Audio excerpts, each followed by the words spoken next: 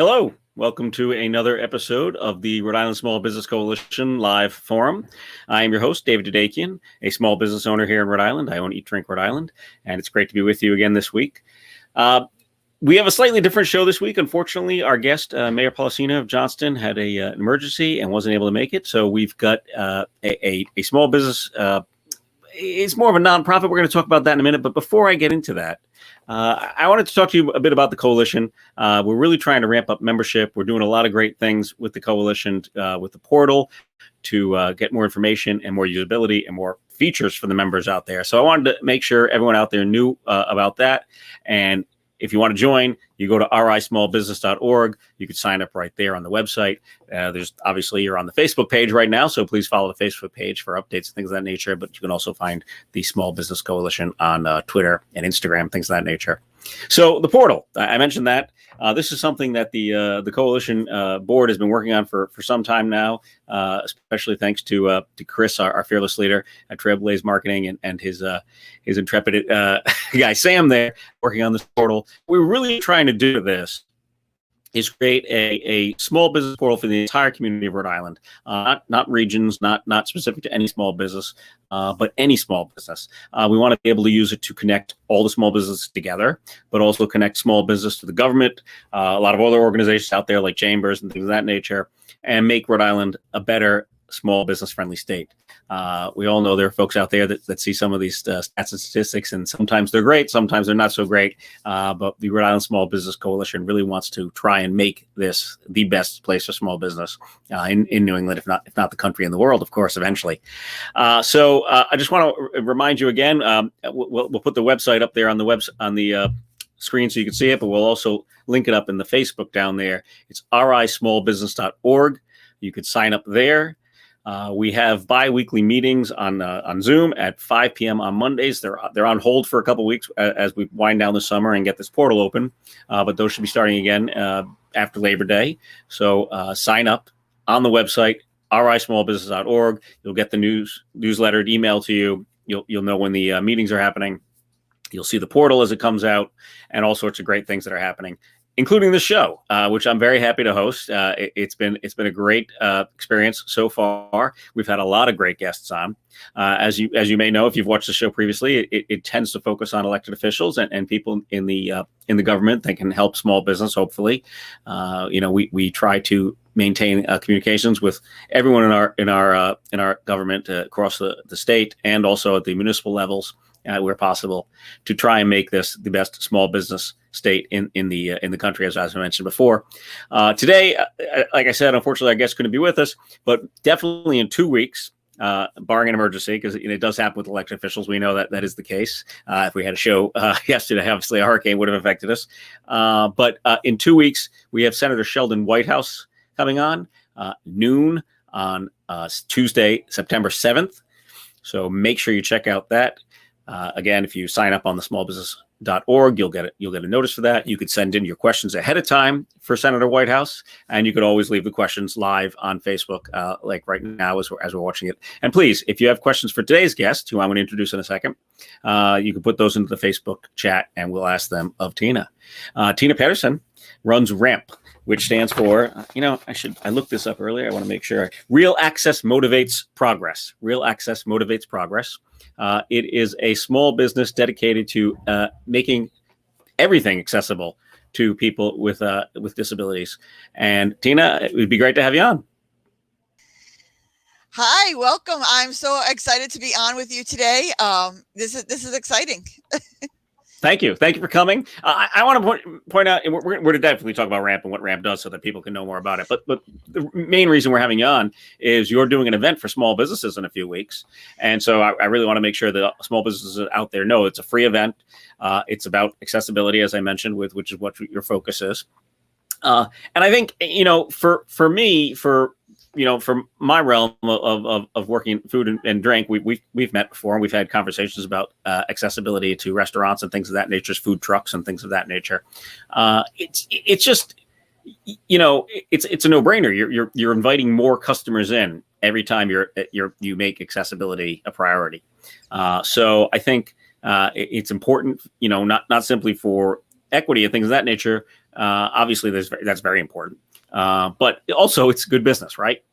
Absolutely. Tell us a little, tell us a little bit about R.A.M.P. Tell us what you're doing. Well, R.A.M.P is a nonprofit. We're a 501c3. We're all about teaching businesses and event leaders and food trucks and everybody about accessibility and inclusion and how affordable it really is. Because when most people think about accessibility and ADA compliance, they automatically send their brains to thousands and thousands and thousands of dollars. That is not the case. I just did a roll through for the oldest library in Providence, and the first words out of their mouth were, "This is going to cost us between $50,000 and $100,000 to make this compliant." They spent less than $1,000, $800 to be exact. Wow! And I can get to every room in the building. That's all we want. Well, we'd like you to be completely ADA compliant. Absolutely. That's the end goal. But our goal is get us in the front door this year. Get us into your bathrooms by next year. Start working slowly to raise your bottom line, because the more customers you let in, the more your bottom line is going to be raised.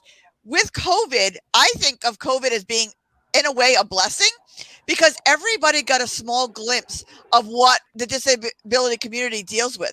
You were isolated. You can't go into your favorite restaurant. You couldn't go to your family and friends' homes. You hated that. We hate that too.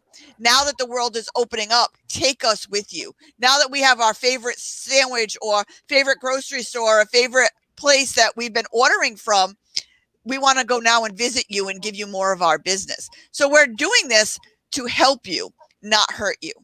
Exactly. Right. No, that's fantastic. And it's a great analogy. It's a great point that, the pandemic should open more folks' eyes to that.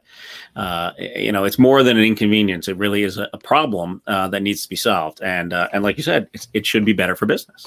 Right. So tell us about this event you've got coming up at the Steel Yard on September 18th. It's please, you go right ahead. I can talk about it, but I'm sure you can do it better than I. This event was going to be a small event that has turned into something that is so amazing. Everybody that's going to be at this event, we're so engaged of the cause and why we're doing this.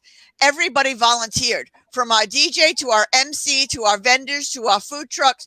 Every single person that's going to be at this event working it is a volunteer donating their skills and their time to show other businesses how important this problem is really going to be. It is a free event, and it is open to businesses, event leaders, any kind of venue, even food trucks. I know we had this long conversation once that even simple accommodations that you can make in a food truck to help somebody in a wheelchair order or receive their food, where it's not going to be like dropped down into their lap from those high windows.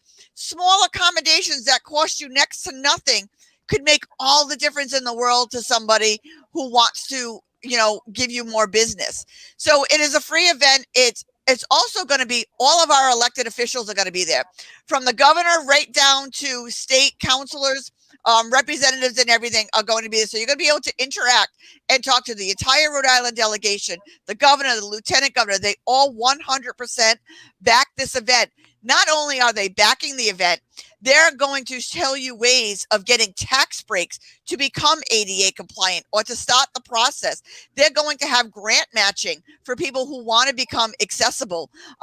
So they're going to help you. They want to walk businesses through every step of the way.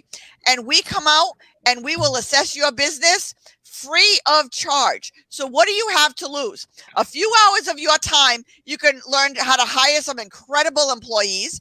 You can get some artwork from all of the artists, able and disabled artists that will be there. You can learn about all of the tax breaks of how to get more customers in. And you can visit with this amazing community that you're missing out on because you're not accessible. So there's nothing to lose, but everything to gain. Because what people don't realize is 26% of our population has a disability. That's 1 in 4 people has a disability in this country. Now you add all of the people who are 65 and older who happen to use a walker, cane, or wheelchair, either temporarily or permanently. They're going to be, by 2030, 50% of our population. So if you're not talking about accessibility now or starting to make the change to be accessible, you could possibly be alienating 50% of Rhode Island from your business. What business wants to do that? Absolutely. No, thank you very much. I kind of knew going into this, like, I could just turn the show over to you and let you talk because you're very passionate about it, understandably. And I appreciate that. And you keep bringing back to these points that it is good business. I mean, obviously other issues that are involved, but it is good business. And I think it's an excellent point. For people to know that there are programs out there that can help with some of these costs and allow you to make your place more accessible, ADA compliant. Eventually, is the ultimate goal, obviously, for everything. But you're right. I mean, there's all these funds out there that are usable for these types of things. So I think that's a great point, and it's great to know that you'll be able to share that with the small business community at your event there on the 18th. So can you name some? You mentioned all these folks are volunteering free. Can you name them? Give them a little plugs because they're all small businesses. I know that are helping out and volunteering. Absolutely. I mean, first off, we have the Steel Yard. The Steel Yard is an artist haven where you can go and learn how to do from blacksmithing to woodworking to ceramics to jewelry. And I worked with them in 2019 to make every single one of their stations wheelchair compliant. So you could roll around the entire Steel Yard and do every section and try out new things and new crafts.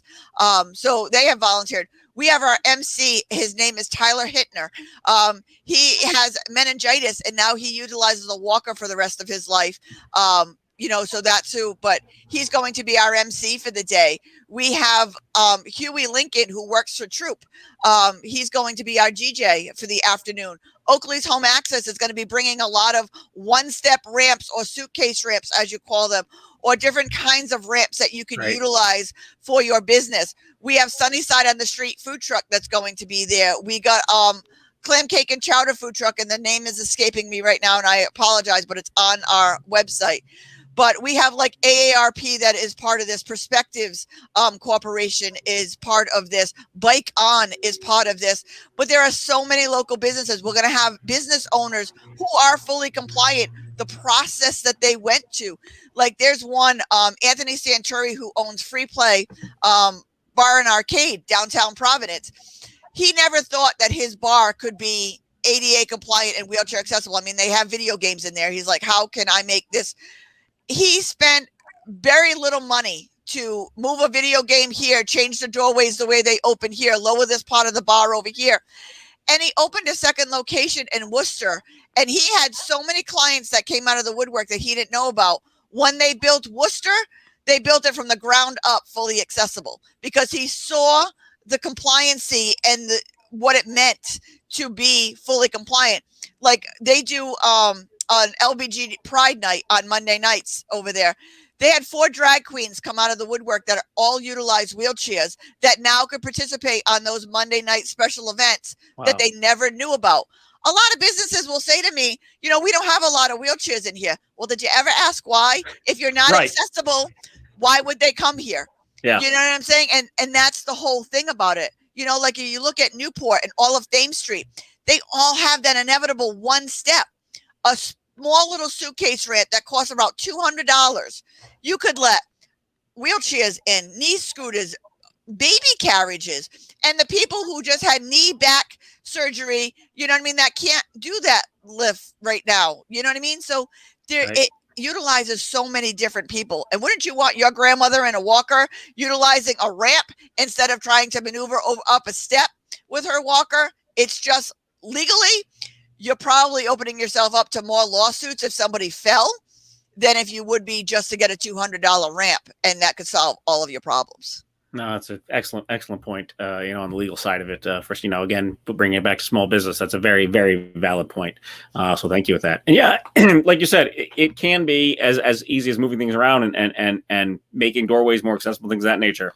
Yeah, sure, there are other costs involved, sometimes, but for the most part, it's a simple start. And I love that you go in and give people advice and try and get them to change their layout and everything to work for that, because. Yeah, I think the drag queens is a great example. I mean, you don't know sometimes until you make that accessible, and then you find more customers, and that's really what everyone needs, in this case. So they need more customers. So I see we've got a couple questions on Facebook there. Let's start with we've got a question from Mark. All right. Mark asks if you can get into, can you describe some of the tax incentives and/or tax credits? Yeah, some of the federal funds that had come over to Rhode Island is just set aside for being ADA compliant and helping small businesses. So there's kind of a grant matching kind of thing. But there's also a 50% tax break depending on where your business falls into, how many employees you have and whatever. You can get up to a 50% tax break each year to become ADA compliant. So you could do your front door this year and your bathrooms next year, and by 2030 be fully ADA compliant, but doing it in increments. There's also on top of that a 10% federal tax break that you could earn up to for any small businesses. But the best thing that you could do is have us come down, because we could probably tell you things like I was just talking to somebody before the show. It's a matter of changing her door from swinging in to swinging out, gives you that extra room in your bathroom. How much does a couple of hinges cost to change your door from swinging in to swinging out? Or moving your tables over. We all know what the differences was between, tables for COVID. So making a few spaces in your restaurant or place to have a little bit more distance so wheelchairs can get through. It's simple things like that could make all of the difference in the world to some people. We made a business fully ADA compliant just before the world closed in 2020. And the gentleman called me 2 months later and he says, I don't see a lot of wheelchairs coming through here. I said, well, number one, we're not a gang. We're not a group. We don't roll around like a motorcycle gang. I said, but did you get one or two? And he says, oh, absolutely. I said, did they come with other people? He said, oh, they came with like 4 or 5 other people. I said, did you make back the $200 that you invested to, make your front door accessible? He goes, oh, absolutely. And the first customer we made. So I said, was it worth it? He said, yes. And that's what it's all about. Right. It's seeing the value of why it's so important to do this. We've had some of our community hired out. I have people in wheelchairs working at Home Depot, helping them stock shelves and everything. We can do that. I built my own home in 2020, swinging a sledgehammer from my motorized wheelchair, doing the floors, painting ceilings. So just because we're in wheelchairs or we use mobility devices, don't count us out. There is a lot of us that are fully functional that, can be an asset to your business or your company. Absolutely. No, and I think, that's amazing that you did that work, Tina. I mean, I do that work at home. It beats me up. I don't love doing it. But it's fascinating. The other day I was listening to a story on the radio about the Paralympics. And, the different words and terms, they're used instead of, disabled, because it really isn't. It's just, it's differently abled, really, in many cases, because obviously there are many things that Paralympians do that many able people such as myself would never even dream of doing. So it's amazing sometimes when, and I think we all know this to some degree, and in all our lives, whoever we are, that sometimes something that causes a drawback or change in our lives can sometimes be obviously a challenge, but also can be a new way of opening more new things up. I think it's fantastic that you have that drive. I wanted to talk about being a nonprofit.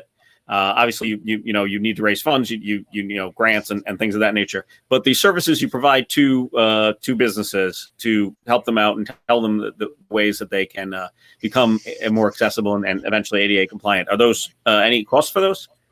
No, actually, we're all about breaking barriers. So the first barrier that we break is everything that we do is free. No one can ever say that they can't afford to learn about accessibility. So we will come out, we will do roll-throughs, we will go to your employee meetings, and we'll train your employees how to interact with the disabled community. Here's the kicker. What we ask for is, if you like what we do and we benefited your business, make a donation in an amount you think you can afford. We've had businesses donate $20 to over $1,000 to our cause, but it's all on what you can afford per the size of your business. I have one business that gives me 10% of every disabled person that comes into his place, because he found it so impressive how much business he brought in. Look at the Andrea in Misquamicut. When I went out and I was on Channel 10 saying about their Moby mats that they put out where you could actually go on the beach, they tripled their business, and it's been steady ever since. Who doesn't want to triple their business just by being accessible? because Exactly. people now have places to go to make memories with family and friends, to bring their older relatives, to bring their disabled relatives, and have a great time.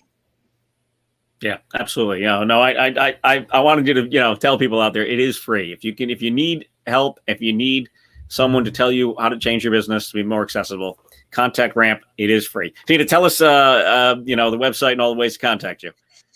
Our website is www.rampisinclusion.com. You can register right there for our Accessibility is Beautiful event. Come down and visit us and learn more and all you can.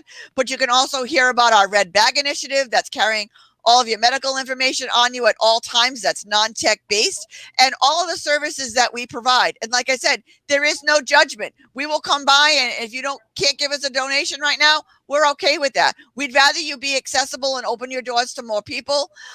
You could be a sponsor of ours. If you're a bigger business and you believe in this, you could become a sponsor of ours and be put out on all of our social media. I do a live podcast every Wednesday night that is national. That is not just here in the state of Rhode Island. That is all over the country. So you can be on my podcast as a guest. That, again, is free of charge. We want to get the resources. We want to get the businesses that are accessible. We want to get the tourism out there in Rhode Island. We're the beautiful ocean state. Let's make it accessible, and let's bring in more people so everybody can make more money. Like I said, the Andrea tripled their business and been steady ever since. Right. No, I think that was a great example. I remember seeing the story a little while ago. It really is a great example. And it's also, it points out to, like you mentioned before, it's not simply people in wheelchairs. A lot of people have other, walkers, canes, whatever it may be, or even, people that are, temporarily on crutches. You want to be able to be accessible to folks like that. So I think, it's really nice to see changes like that happen. Looks like we have a nice comment from Kimberly in the Facebook there. I wanted to see if we could get that on the screen. I can't see. Yeah, here we go. It's just Kimberly Bogosian. I just wanted to say good job, Tina, which is great. I think that's nice. Like I said, we enjoy so much what we do, because what people don't realize is I've only been in a wheelchair for 7 years. I literally walked into a very minor 10-minute surgery and suffered a spinal stroke. Woke up with no use of feeling my legs.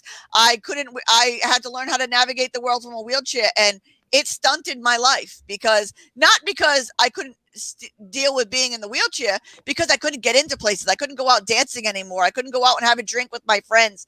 I couldn't enjoy the beach anymore. So anybody could end up in this amazing community, whether temporarily or permanently. Let's make the world accessible.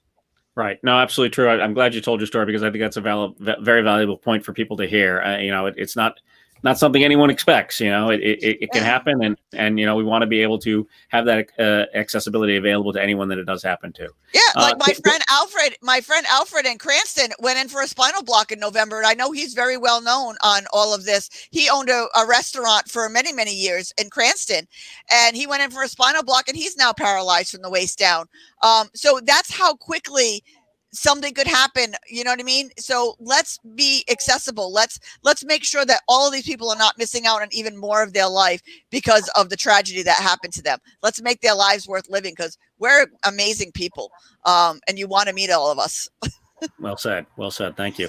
Kim's comment also included a sort of a push for more Braille out there in the community. I know that's not really your realm, but I think, again, it's something that people should think about. I think small businesses could really benefit from using Braille and things of that nature. And she also asked here, Kimberly Bogosian also asked, can this be accessible to churches? Do you work with churches or places like that? Yep. Everything that is open to the public should be accessible. We've worked with a lot of churches. I mean, if they're old historic churches, there is no such thing as grandfathered in. Let's get that out of the way right now. Right. Nobody is grandfathered in. Everybody should be accessible. Even the historic value. Yes, we're not going to drill into, 1,000-year-old marble, but there are other ways that you can become accessible. And on the Braille piece, do you know it's not that much more expensive when you're ordering menus to order one or two in Braille? It is reliable. It's only up to a $10 difference in charge. But how independent are you giving somebody that can read their own menu and doesn't have to have somebody sit there and read it to them?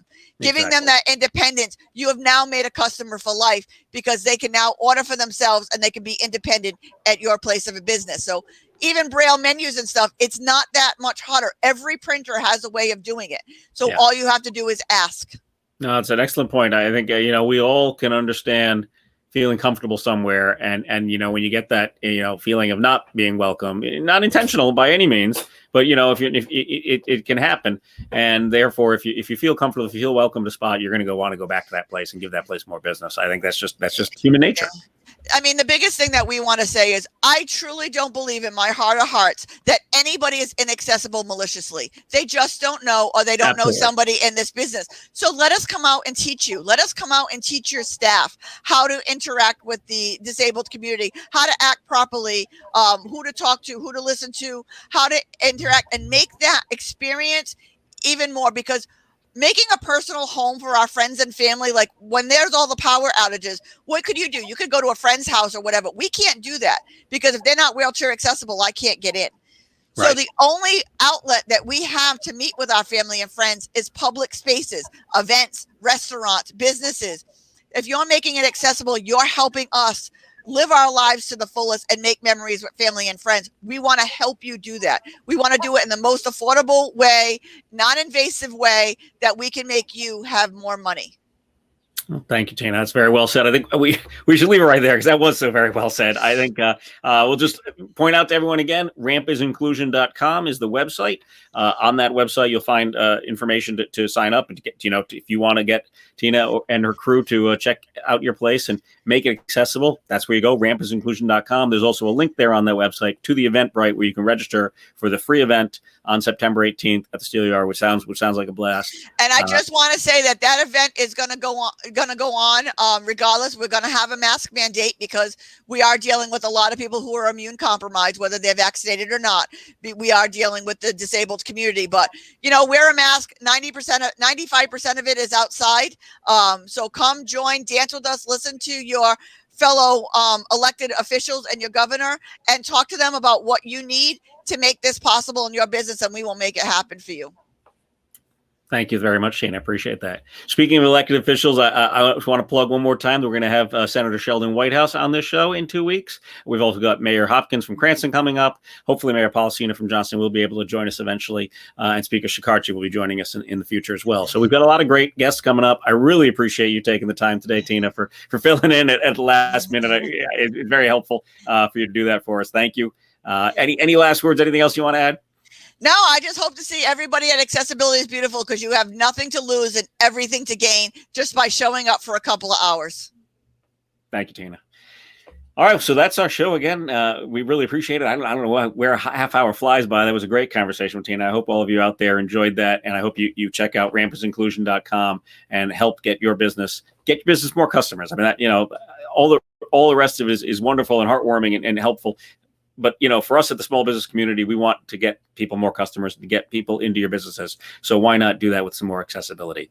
And check out rismallbusiness.org. Sign up there to join the coalition. We'd love to have more members. The more small businesses we are across the state of Rhode Island, the stronger we'll be. And you'll be able to see the eventual portal be coming, and you'll get the newsletter. So sign up there. Join us at our 5 p.m. meetings when they start back up in September. And in the meantime, I guess, this is our last broadcast before September 7th, before Labor Day. So enjoy the rest of August. Enjoy the summer out there, and check out rismallbusiness.org. Thank you.